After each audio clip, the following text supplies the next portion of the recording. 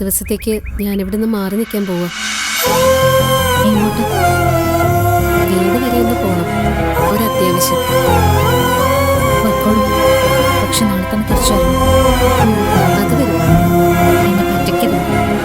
ഞാനങ്ങനെ ചെയ്യും ചേച്ചി. നേരം കൊണ്ട് വീട്ടിൽ ചെല്ലുമ്പോൾ ഇവിടുത്തെ വിശേഷങ്ങളൊക്കെ അവിടെ ഉള്ളത് ചോദിക്കുന്നു.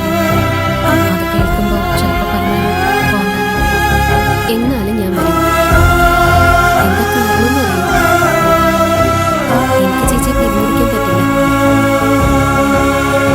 സ്വന്തം ചേച്ചി, അതാ ഇപ്പൊ എനിക്ക് ചേച്ചി. എന്റെ ഭാര്യ. തൽക്കാലം ഞാൻ പോകുന്നത് വേറെ ആരോടും പറയണ്ട, പ്രത്യേകിച്ച് ശരത്തിനോട്. അവിടൊക്കെ ആരുമുണ്ട്.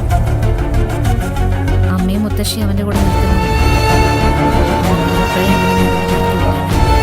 ചേച്ചി സൂക്ഷിക്കണം.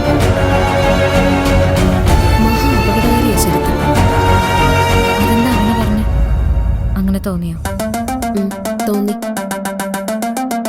നിത്യ മരിച്ചതില് അയാൾക്ക് ഒരു ദുഃഖവും ഇല്ല. കൊന്നത് അയാളായിരിക്കുമെന്ന് ചേച്ചി പറയുമ്പോഴും ആദ്യം ഞാൻ അത്രയ്ക്ക് അങ്ങോട്ട് വിശ്വസിച്ചിരുന്നില്ല.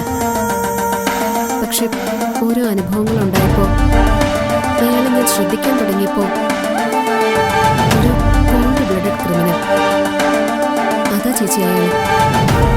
ഇതൊക്കെ ഞാൻ അന്നേ മനസ്സിലാക്കിയത്. കൊല്ലേണ്ടതായിരുന്നു. ചെയ്യാത്തത് പേടിയുള്ളതൊന്നും കൊന്നാൽ അമ്മയും മുത്തശ്ശി അത് നല്ലവനായിരുന്നു കരുതും. ആ തോന്നൽ അവരുടെ ജീവിതകാലം മുഴുവൻ ശരത്തിനെ കുറിച്ച് അവർ ധരിച്ചു വച്ചിരുന്ന മുഴുവൻ